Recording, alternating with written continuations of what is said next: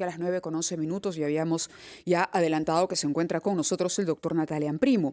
Precisamente Diana hacía mención de un recurso de amparo, una acción de amparo que se ha presentado ante el Poder Judicial por parte del vicepresidente de la Junta Nacional de Justicia, Aldo Vázquez. ¿Qué pasa si esto se resuelve? ¿Podría de alguna manera impedir la decisión que adopte el día de hoy el Congreso de la República, doctor?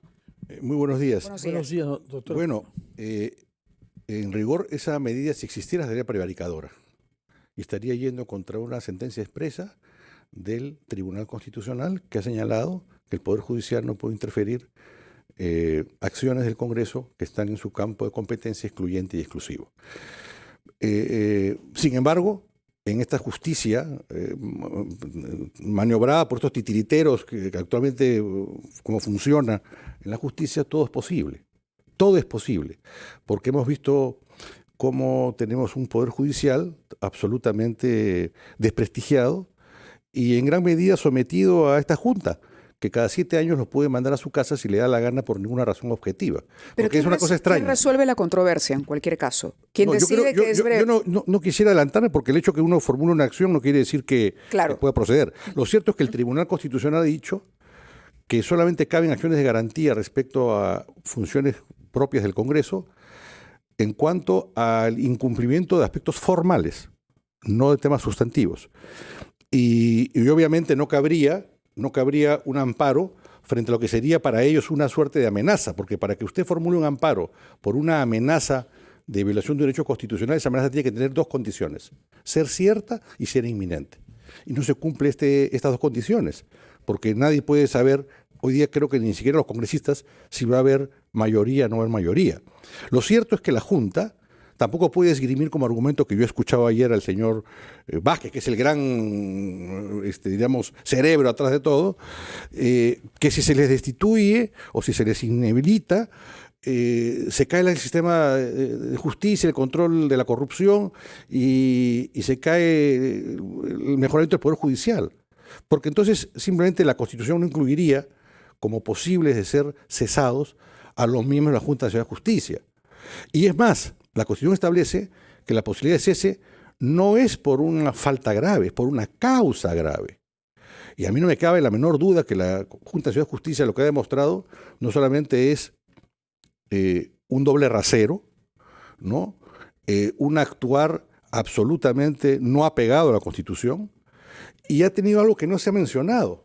Mire, la Junta Nacional de Justicia ha sido designada para ser ella la que evalúa el desempeño de los magistrados. Pero da la casualidad que la Junta terceriza esa decisión, esa evaluación, a conocidos abogados, algunos de los cuales defienden a la Junta en el Congreso. ¿Usted cree que es lógico? Hay solo 2, ¿ah? Hay sí, solo 2 abogados. Bueno, ahí hay uno de ellos que Cairo, sí. hay uno de ellos que es evaluador de jueces. ¿Cuál de los 2? Cairo, ¿usted cree, sinceramente, que un abogado litigante que es conocido debe ser evaluador de jueces en ejercicio? ¿Un abogado en ejercicio debe ser evaluador de jueces? No, eso no puede ocurrir. ¿Y sabe qué pasa? Nada de lo que dice usted será motivo del voto. Bueno, el voto hoy se restringe exclusivamente al tema de la edad de la señora Taylor. Claro. Usted tiene reproches genéricos que hacer, pero esos no entran en consideración. Claro, porque se han logrado medidas cautelares, ¿no?, por la Junta, que es quien evalúa a los jueces, que han impedido continuar el proceso de posibilidad de cese por causa grave, que está en el artículo 156 de la Constitución. Y fíjese lo siguiente. No es primera vez que el Congreso de la República toma este tipo de decisiones frente a altos funcionarios, a funcionarios de la propia Junta de Justicia, de la llamada Consejo Nacional de Magistratura. Por corrupción. Falta grave caracterizada. Y por nada. Por corrupción. Y por nada. Porque bueno, el escándalo de los cuellos blancos no fue poca cesaron cosa, a los suplentes, ¿no? Cesaron a los suplentes que no habían ni siquiera participado. Cesaron a los suplentes. Disolvieron no disolvieron. Disolvieron el Consejo Nacional y lo reemplazaron. ¿Y dónde está eso? Pues ¿dónde está eso en la norma? No, lo que pasa es lo siguiente, fíjese. Yo le traigo a usted acá, le puedo traer comunicados de proética, comunicados de transparencia, entrevistas en este mismo set del señor Abad, pero cuando se evaluaba la actuación de otras personas, ahí no había procedimiento, el Congreso podía actuar de forma libérrima y lo que importaba eran los votos. Por ejemplo, ¿en qué caso? En el caso, por ejemplo, del Contralor, le puedo enviar los comunicados, del Contralor... Corrupción. No, pero la imputación es la siguiente. Si yo a usted le imputo un delito, ellos señalaban que usted no tenía derecho a un debido proceso. Señalaban que la Junta... ¿Estoy seguro que algún jurista ha propuesto eso? ¿Quiere que le ponga el video? Me lo manda por escrito, me lo manda por escrito. No, prefiere escucharlo a usted que no oirá a terceras personas. Entonces, y tengo el comunicado también de Proética y Transparencia. No hace falta. Hubo un integrante del Consejo Nacional de Magistratura, Anaya, que también fue destituido, y el reclamo, inclusive de la propia Junta, de la propia Consejo Nacional de Magistratura, era que se vote en el día, sin proceso. Doctor Amprimo. O sea que el actor, y yo no estoy en contra de eso, les quiero decir, yo no estoy en contra de eso, no vaya usted a pensar que yo estoy en contra de eso, porque hay que entender que la Constitución establece la posibilidad del impeachment, que es el retiro de altos funcionarios por causas políticas. Correcto. Y son situaciones indeterminadas. Entonces, cuando se dice, no, es que hay que tipificar, no, es que hay que hacer un desarrollo que ponga causales, es desconocer las instituciones. Porque cuando el Congreso hace un juicio político, no está haciendo un juicio administrativo, ni un juicio penal. Político, por lo tanto. Es un juicio político, es una evaluación política. ¿Cuál es el diríamos, aquello que evita que se produzca una situación de abuso, ¿no? La exigencia de los 2/3. Entonces, cuando se está señalando que hay que tipificar, se desconoce y es algo bien insólito, porque la propia Junta Nacional de Justicia, en su ley orgánica, puede mandar a su casa de por vida a un magistrado si considera que su conducta no está tipificada, pero considera que afecta... Permítanos, por favor, ir al Poder Judicial. A una pausa, porque el tema merita una explicación un poco más extensa sobre eso. Interesante lo que acaba de decir. Este es un proceso político donde, digamos, la valla se pone alta precisamente por eso, la cantidad de votos que se exige para la destitución. Pero a propósito de lo que debería ocurrir cuando usted cuestiona lo que pasó con el Consejo Nacional de la Magistratura de cara al futuro de la Junta, sobre eso nos gustaría que nos ilustre también, por favor, si es que el día de hoy se destituye a uno o a todos, qué es lo que va a pasar, qué es lo que debería continuar, cómo perseverar, digamos, en la autonomía o conservar y defender la autonomía de un órgano que tiene autonomía como la Junta Nacional de Justicia. Vamos a la pausa a las 9:19 de la mañana y regresamos. Estamos conversando con el jurista Natalia Primo, que tiene una carrera política importante, ha sido congresista e incluso candidato presidencial en un momento dado. Bueno, todos cometemos algún error. Bueno, en fin, esos errores se pueden repetir, señor. No, así que no, estoy fuera de la política. No, bueno, eso dicen los políticos más No, porque yo he tenido oportunidad de volver, he tenido ofrecimientos y no lo he hecho. Bueno, pero usted es un hombre joven y está faltando buenos candidatos. En todo caso, estamos hablando sobre el tema de la Junta Nacional de Justicia, después de lo cual queremos oír su opinión sobre la bicameralidad, sobre la que tiene opiniones también bastante marcadas y bastante interesantes de ser oídas.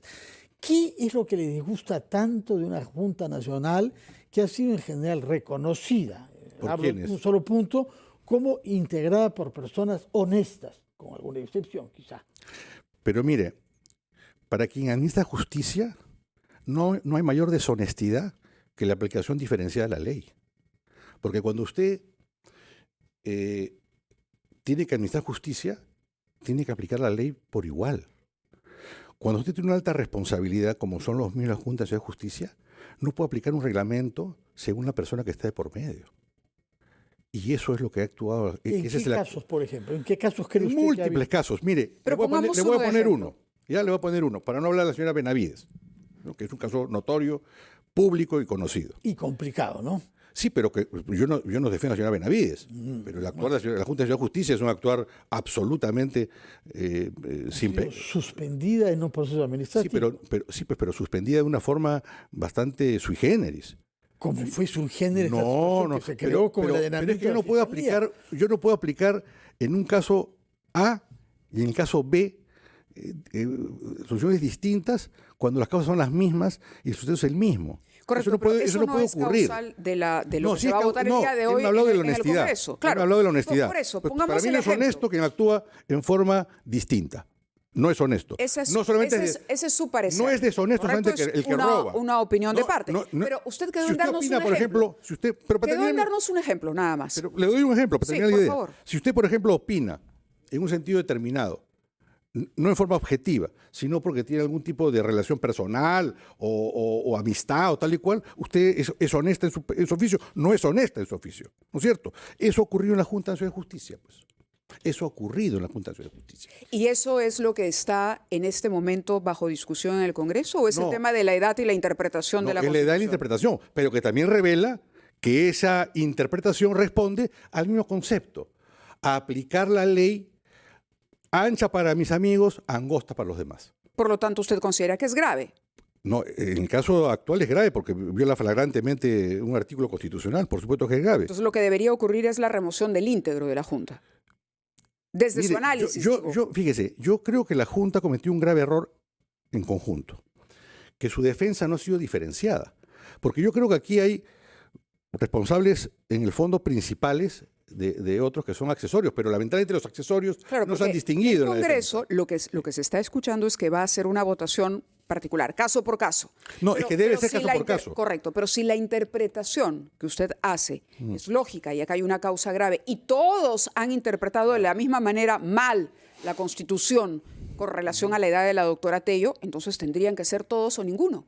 No tendría por qué ser todos o ninguno, porque pero todos no tendría que ser todos o ninguno. Ninguno se alzó la voz cuando la doctora Tello. Estamos de acuerdo. Me da gusto la línea de la edad. Saludo esa posición actual, porque muchas veces hace poco tiempo la posición era contraria, ¿no? Entonces yo saludo esa rectificación. Me parece muy bien. Es el especialista. No, me parece muy bien. Se debe interpretar con claridad. No, sí, pero si es una falta grave en la que todos están en cursos, se van todos. Sí, pero no se olvide usted. Si no es una falta grave, claro, pero no estamos aquí. Quedan todos. Sí, pero la calificación política de la causa grave la decide el Congreso, no la decide ni usted ni yo. Y en consecuencia, sí el Congreso puede percibir que ha habido algunos integrantes que han sido, diríamos, los instigadores de esta situación. Por ejemplo, no me cabe duda que el gran instigador es el señor Vázquez. ¿Y el resto entonces se dejó instigar? Yo no digo que el resto sea, habrá quien sí, quien no. Si hay un instigador. No me cabe tampoco la menor duda que la señora Tello está incurrida en el tema acá. Hay también un instigado. Por supuesto, seguramente. Entonces, bueno, pero esa evaluación. El instigado se salva porque él yo no creo que se salva. El gran cerebro detrás de la maquinaria. Yo he opinado porque todos deben salir. Así que no me convenza de lo que yo he dicho. No, le estoy preguntando qué es lo que debe ocurrir en el Congreso. Sí entiendo que la calificación política que haga el Congreso puede ser diferenciada. Y eso no es el fin del mundo. Y hemos comprendido, señora Primo, por importante que sea y por el fervor que usted pone en ese tema, yo quisiera hacerlo hablar sobre otro tema igualmente importante, que es el de la bicameralidad. Ya. Nos interesa su opinión, porque usted es un enemigo de principio, desde hace mucho tiempo, de la bicameralidad, no siendo fujimorista, estaba al revés, era hostil al fujimorismo, estuvo de acuerdo con ese punto en la Constitución del año 93. ¿Qué le parece la fórmula que se ha presentado y aprobado ayer para que se restablezca la bicameralidad en nuestro Congreso? Muy mala, y le hago una tingencia. Yo no soy enemigo de nada, simplemente que analizo las cosas desde diferente óptica. ¿Qué es lo que queremos? Queremos un mejor Congreso, ¿no es cierto? Entonces, ¿este cambio nos va a dar un mejor Congreso? No nos lo va a dar. No nos lo va a dar. Mire, el declive del Parlamento se acrecienta a partir del año 2000, cuando el gobierno que quedó post-fujimorismo, o sea, antes de la elección del 2001, modificó la Ley Orgánica de Elecciones y estableció que el Congreso unicameral, que se elegía por distrito único, se convierta en distrito múltiple. Porque antes la Cámara se elegía por distrito único. Y eso respondía al esquema constitucional del Perú, que es un esquema descentralizado. Los temas locales los ve el gobierno regional y las municipalidades. Por eso es que la Constitución le otorga a los gobiernos regionales y municipales la facultad de dar normas con rango de ley, porque sus temas se tratan allí. Pero por una cuestión, diríamos, del momento, porque había que cuestionar todo aquello que venía de la época del fujimorismo, se modificó. Y había que darle voz política en el Congreso a las regiones también, ¿no? Pero las tenía. Tenga usted la seguridad que en el Congreso habían parlamentarios con voz regional.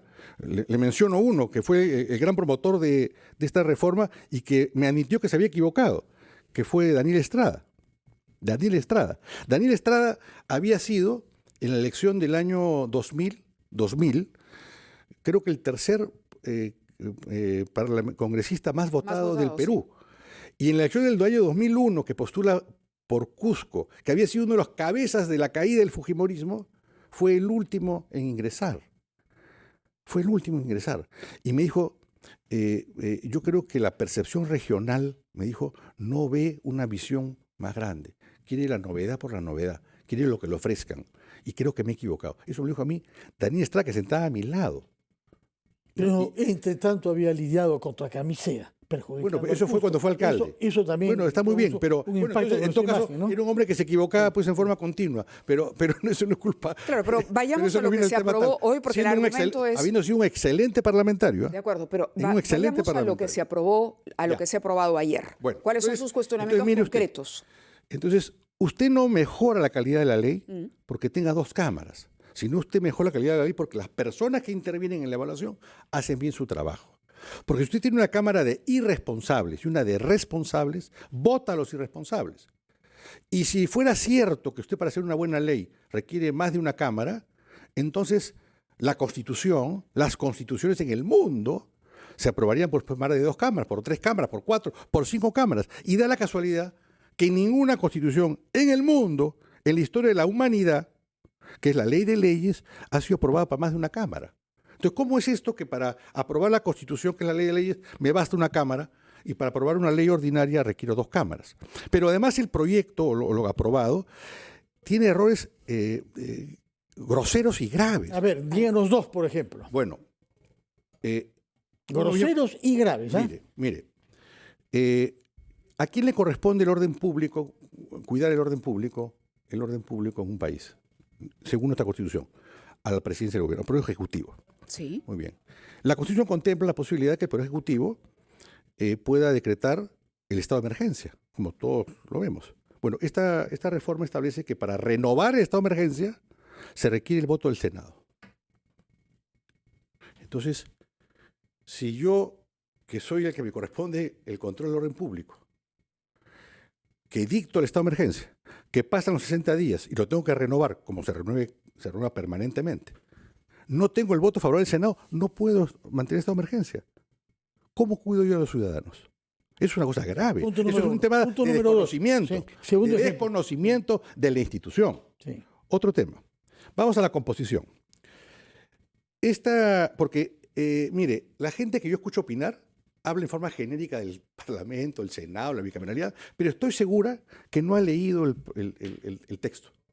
Y el diablo está en los detalles. Entonces, aquí, ¿qué se ha establecido, por ejemplo?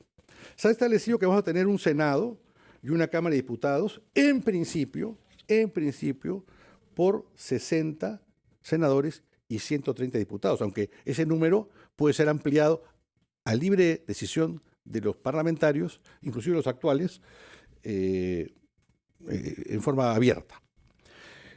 En el caso de diputados, su elección es por distrito múltiple. Pero en el caso del Senado, se ha establecido que su elección es mixta. Un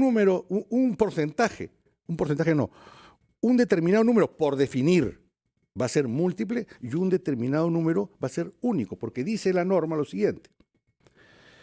El Senado está conformado por un número mínimo, o sea que desde el saque ya dice que es mínimo, de 60 senadores. Elegidos por un periodo de 5 años en un proceso electoral conforme a ley, asegurando que por lo menos se elija un representante por cada circunscripción. O sea que podría haber, que no sea uno, sino que podría ser pues 5 por cada circunscripción. Doctor Amprimo, y el resto por distrito único. Es decir, que tal como está redactado este artículo, podríamos tener una Cámara de Diputados y una Cámara de Senadores exactamente igual o muy parecida en su composición. Entonces yo no entiendo cómo eso puede garantizar una mejor revisión. Interesante poder abordar esos detalles donde usted dice está escondido el diablo. El tiempo nos ha ganado, sin embargo, será motivo para poder profundizar en una siguiente oportunidad en esos detalles. Vamos a revisarlo con atención. Le agradecemos que haya estado con nosotros esta mañana. Mencionar cómo es el tema de la posibilidad de insistencia a una ley, de cómo se compone, errores garrafales, cómo se compone la comisión permanente, porque se dice que la comisión permanente es conformada por igual número de diputados y de senadores, y se olvida que la comisión permanente le integra también la junta directiva que preside en cada oportunidad la comisión permanente. Entonces, no es posible que haya, errores garrafales. En todo caso, está claro que no le han consultado a usted, pese a que era constitucionalista. Y que yo creo que no han leído siquiera lo que han aprobado, porque yo escuché a la señora Pablo decir que estaba de acuerdo, pero yo estoy seguro que ni siquiera ha leído. Mire, han repetido un inciso 2 veces.